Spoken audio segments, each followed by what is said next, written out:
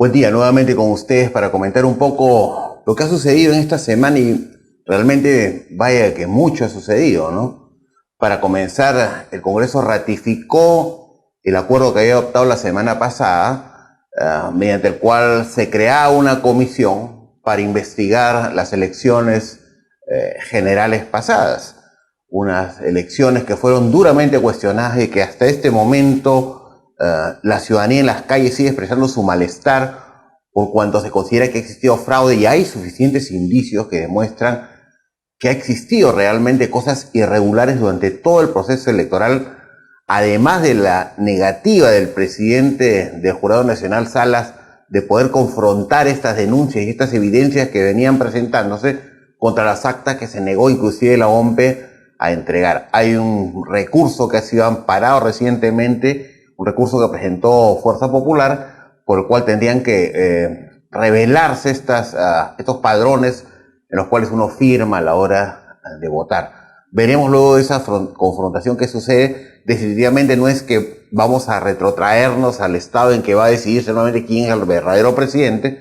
Sencillamente creo que si se demuestra fehacientemente que ha existido un fraude en estas elecciones, tendrán que procederse a formular las acusaciones constitucionales que correspondan, las denuncias constitucionales contra todos los funcionarios que han estado involucrados en este fraude, y el resto tendrá que correr ya por cuenta del Ministerio Público y de la Fiscalía, y habrá pues que hacer un cambio total en el sistema electoral, cosa que es importantísimo porque con estas autoridades electorales hoy día cuestionadas, tanto en el jurado como en la OMPE, es muy complicado afrontar las elecciones que se vienen el próximo año, las elecciones regionales y municipales, con personajes altamente cuestionados.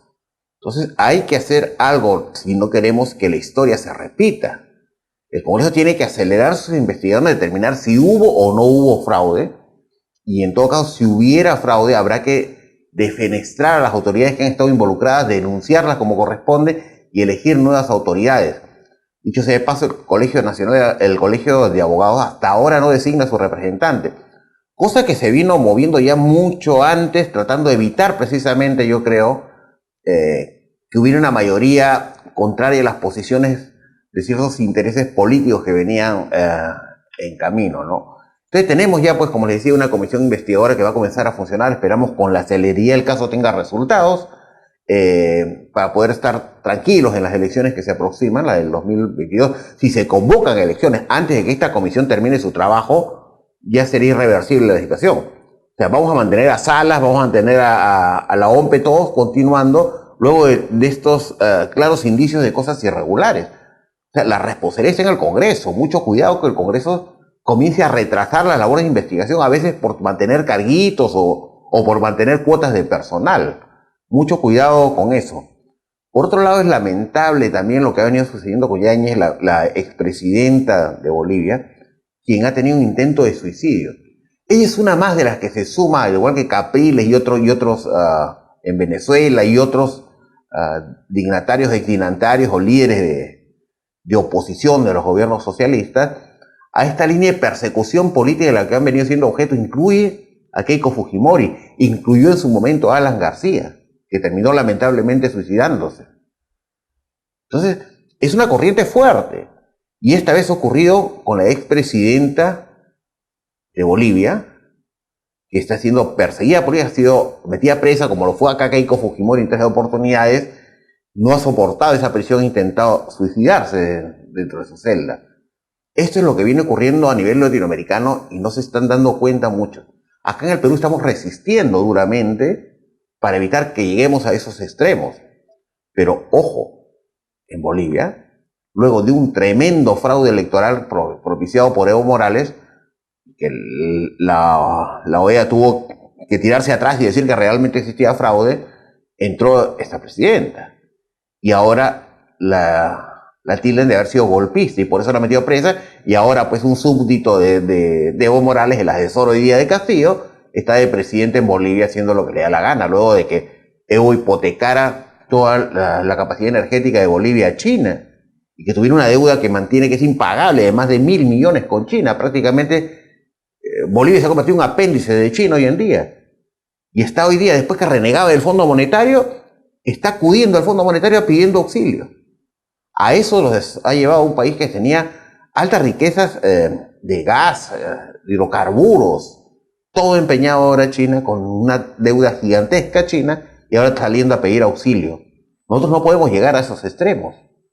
Decías en un post que coloqué en redes que es lamentable que Cajamarca, una ciudad tan hermosa, tan bonita, haya sido cuna pues de tantos nefastos personajes de izquierda que traicionando a su propio pueblo los han mantenido en pobreza y pobreza extrema con tanta riqueza que existe en la zona. Es realmente impresionante, ¿no? Tenemos desde curas que han renegado de la religión y se han convertido al socialismo, hasta gobernadores que están presos en Cajamarca. Esa es la realidad de Cajamarca. Y no vean que es por la mina produce, paga cano, la administran sus gobernadores que son socialistas y siguen manteniendo a la pobreza a los mismos niveles de pobreza. O sea, no es problema de las minas, es problema realmente de la ciudadanía que no entiende lo que está sucediendo. Y lo que es peor ahora, que Cajamarca nuevamente, se puede decir así, ha parido otro personaje de izquierda que ahora nos lo están colocando a nivel nacional, erigiéndolo en el poder político para que hunda a nuestro país a nivel nacional. Y eso no lo vamos a permitir y la calle no lo está permitiendo. El Congreso está haciendo su parte, yo creo. La ciudadanía desde la calle está haciendo su parte, pero definitivamente no se va a permitir que esto siga sucediendo. La designación del canciller, el embajador Maurtua recientemente, ha llevado posiblemente a una ruptura en ciertos niveles de poder en el partido político de gobierno. Cerrón, lo señalan todas las encuestas, es realmente el poder tras el trono. Castillo ni siquiera aparece, no tiene apariciones públicas, no declara nada. Cerrón es el que prácticamente dirige, según el sentir, la percepción ciudadana, todos los destinos del país. Y Cerrón es del ala absolutamente radical, de izquierda extremista. Ese ideario que planteó como plan de gobierno señala con claridad que es un partido marxista-leninista, mariateguista, de la línea inclusive de Sendero. Sendero era también marxista-leninista, maoísta. Estamos en ambos extremos. Y como si esto fuera poco, pues acaban de anunciar que están retirando las bases contrasubversivas en el Brain. El Brain, que es el último bastión en el que todavía existen grupos terroristas vinculados al narcotráfico. Es decir, están dejando prácticamente una zona liberada en el Brain. Esto es bastante preocupante y más preocupante aún que las Fuerzas Armadas, con excepción honrosa de la Marina de Guerra del Perú, no esté haciendo nada al respecto. Yo decía en un programa, en una entrevista que me hicieron hace unos días en Chimbote, que los golpes modernos ya no son los que reclama a veces la ciudadanía, que haya golpe de Estado, que los militares salgan. Yo los entiendo a veces, lo decía también en esta entrevista, a las Fuerzas Armadas, a los miembros de las Fuerzas Armadas, ¿no? En los momentos más difíciles del país, cuando el terrorismo asolaba, mataba a todos los ciudadanos, mataba militares, mataba policías, dejaba miles de huérfanos en el país, volaba torres, nos dejaba sin energía, nos hundía económicamente. Quienes salieron al frente fueron las Fuerzas Armadas y la Policía Nacional. Y los enfrentaron al lado de los comités de autodefensa. Los enfrentaron duramente hasta lograr derrotarlos, hasta lograr capturarlos. Pero ¿qué ocurrió después? Una persecución atroz de sectores de esa izquierda progresista que los persiguieron jurídicamente, judicialmente, hasta hoy día. Los siguen persiguiendo. Por eso yo me pongo en los zapatos de los miembros de las Fuerzas Armadas y digo, bueno, voy a salir esta vez nuevamente en defensa del pueblo, de la ciudadanía, de sus libertades, de la democracia, de los valores de nuestra comunidad, y luego voy a tener 20 años más de persecución, porque eso es lo que va a ocurrir. Entonces, pónganse un poco del otro lado y miren qué puede sentir una comunidad de las Fuerzas Armadas que ha sufrido dura persecución luego de haber servido y habernos evitado más desangramiento en el país por estas huestes terroristas que hoy pretenden alimentar, entre comillas, en la zona del Brain, ¿no? Entonces, vamos a hacer algo. Yo sé que la colectividad y la ciudadanía se ha levantado de Arequipa, que va a haber una gran marcha, y es que un pueblo que no lucha por sus libertades y por los valores, no defiende los principios y valores democráticos, pues está condenado a caer en las garras del comunismo y de la tiranía comunista. El comunismo es igual que tiranía, o se convierten en autócratas que hacen y deshacen más allá del tiempo permitido por la Constitución. Y hacen y deshacen también en el tema de prensa. Hoy vemos cómo comienzan a haber reuniones con el presidente, los directivos de los medios de comunicación. Es más, han nombrado a la que fuera congresista, esta miembro del grupo Exitosa, aquella hora convoque todo. ¿Lo recuerdan ustedes en los mensajes políticos en campaña que daba Pedro Castillo respecto al tema de publicidad estatal? Decía que se acabó, entre comillas, decía él, la mermelada para los grandes medios y que esta vez iba a ir los recursos hacia provincias. Bueno, pues yo hace un poco tiempo, menos de un mes, tuve una conversación con un directivo de un medio de comunicación de provincias, medio televisivo, y me decía, Fernando, lo que está ocurriendo en provincias, y lo estamos viendo, es que de un momento a otro ha comenzado a comprarse diversos medios de comunicación en provincias. Sobre todo, me decía, estos medios que tienen problemas de licencia, que son fáciles y los pueden comprar a precios pues regalados, porque si tú poniendo en el supuesto de que hay gente vinculada al poder, pues es fácil, teniendo el poder, poder regularizar cualquier tipo de licencia. Pero los compran a precio regalado. ¿Y cuál es el interés de comprar esto? Si lo vemos de una manera lucrativa, es de esperar que venga la torta publicitaria que anunció para provincias, y que va a ser muy grande por parte de Castillo, del presidente Castillo, y beneficiarse de esto, lucrar de estos beneficios. Y políticamente, ¿cuál sería el interés? El de manejar o generar corrientes de opinión a favor, eventualmente, del gobierno en provincias. O sea, teniendo los medios más influyentes de provincias, es fácil generar corrientes de opinión inmediatamente. O sea, y más aún si tienes pues una tajada importante de la torta publicitaria. Se olvida, pues, muchas veces en la prensa, que la censura, que es esa facultad que tenían anteriormente los gobernantes para limitar lo que se publicara, para censurar a la prensa, se abolió precisamente para que la prensa fuera libre.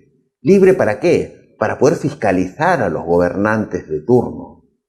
La prensa no está para servir a los gobernantes, sino a los gobernados. Esa es la función primordial de la prensa, que parece muchos olvidan. Entonces, debemos impedir que comience este copamiento que está ocurriendo, al parecer, tras bambalinas y nadie se da cuenta, en provincias. Un copamiento de medios importantes de comunicación de provincias, a los cuales eventualmente les llegaría una parte importante de la torta publicitaria y a través de los cuales podrías generar corrientes de opinión bastante importantes en provincias a favor o en contra de determinados intereses políticos. Es importante la presencia y expansión de medios hacia provincias y es importante controlar este copamiento para lo que les decía, buscar arraigo, si se puede decir así, popular en las masas de provincias a través de mensajes subliminales o quizás directos en los medios de comunicación de todas estas provincias. Eso es más o menos lo que ha ocurrido en esta semana, más allá de algunos otros temas, como les decía, como estos eventuales rompimientos, resquebrajamientos que podrían haber entre Cerrón, que es el presidente de facto, si se podría decir, y la facción de Castillo. Y recordemos, hay un video que ha salido recientemente y lo vamos a pasar a continuación cerrando el programa, en el cual Bermejo, cuestionado congresista de Perú Libre, que tiene un proceso, una investigación por el tema de haber estado en las zonas de terrorismo del BRAE, ha tenido reuniones, hay inclusive un colaborador eficaz que ha denunciado que este congresista Bermejo habría recibido hasta inclusive $1.000 de sectores terroristas para viajar a Venezuela a involucrar en procesos vinculados al Sendero Luminoso. Esto es muy, muy delicado y lo tenemos hoy día. Yo le decía hace bastantes meses durante la campaña que cuidado, estamos colocando gente vinculada a Movadef y a movimientos extremistas. Y Bermejo, hay un video que lo vamos a pasar a continuación, en el cual él acepta que Movadef es el brazo político de Sendero. Y mucho antes había una entrevista que nosotros ya habíamos transmitido y la vamos a pasar nuevamente, en la cual Cerrón mismo admite que Movadef es el brazo, es un brazo político de Sendero Luminoso. Y según una denuncia que hizo público el Comercio, más de 200 militantes de Perú Libre habrían suscrito los planillones del Movadef.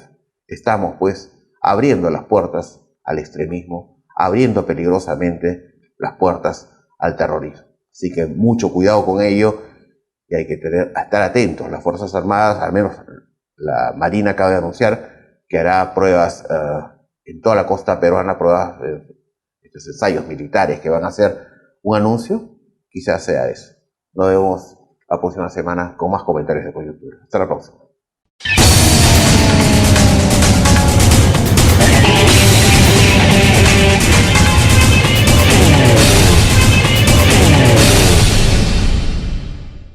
Está dividido más o menos en 4 facciones. Lo que es el Movadef ahora, ¿no? El Movadef es quienes plantean todo lo que Guzmán propuso una vez detenido, ¿no? Este tema de el acuerdo de paz, resolver los problemas derivados de la guerra, que se acabara la guerra en sí, y ellos han seguido fieles a lo que planteó Guzmán. ¿Quiénes lo conforman? Básicamente expresos políticos de Sendero, familiares de senderistas, militantes de Sendero que jamás cayeron presos, y se ha visto mucho que son jóvenes en su, no sé si su mayoría, pero una proporción importante, hijos de senderistas, ¿no? El Movadef para todo el mundo está claro que es Sendero Luminoso. ¿Y usted lo tiene claro? Claro. ¿Quién no lo tiene claro? ¿Quién no lo tiene claro? Todo el mundo lo tiene claro. Entonces, el Movadef para todo el mundo está claro que es Sendero Luminoso. ¿Y usted lo tiene claro? Claro. ¿Quién no lo tiene claro? ¿Quién no lo tiene claro? Todo el mundo lo tiene claro. Entonces, el Movadef para todo el mundo está claro que es Sendero Luminoso. ¿Y usted lo tiene claro? Claro. ¿Quién no lo tiene claro? ¿Quién no lo tiene claro? Todo el mundo lo tiene claro. Entonces,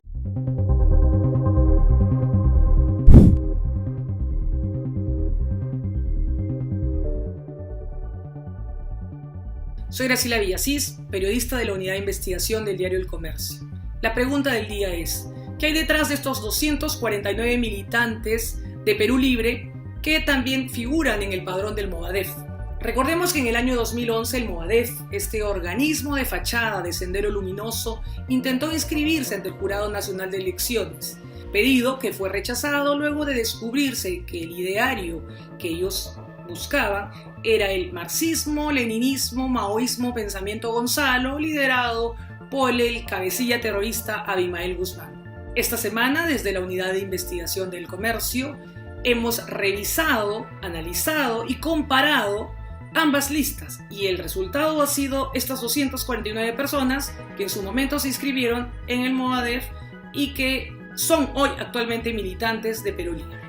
Lo interesante es que, por ejemplo, hemos encontrado que dirigentes de organización, de economía, de regiones como Junín, Huancavelica, Puno, Cusco, que fueron parte importante del Movadef, es decir, comulgaban con las ideas de Abimael Guzmán, hoy son dirigentes de esas mismas jurisdicciones, pero desde el partido Perú Libre. También hemos encontrado que 2 candidatos que postularon al Congreso sin éxito también eran partes de estas 2, digamos, figuraban tanto en el Movadef como también en el partido Perú Libre. El congresista, el caso, por ejemplo, del señor Fernando Herrera, un tercer candidato que postula al Congreso, pero que sí fue elegido por la región Tacna. Él aparece como firmando el padrón de Movadef, no aparece en la lista de militantes de Perú Libre, pero fue invitado por Perú Libre y hoy es un integrante del próximo Congreso de la República. Lo que nosotros estamos revelando es que se tratan pues de grupos ultra radicales, altamente ideologizados, que buscan llegar o penetrar tanto a distintos espacios como las universidades, agrupaciones, mercados, y en este caso lo que han hecho es infiltrarse o penetrar el partido Perú Libre. ¿Y cuál es su finalidad? Llegar al poder. ¿Para qué? Para perpetuarse.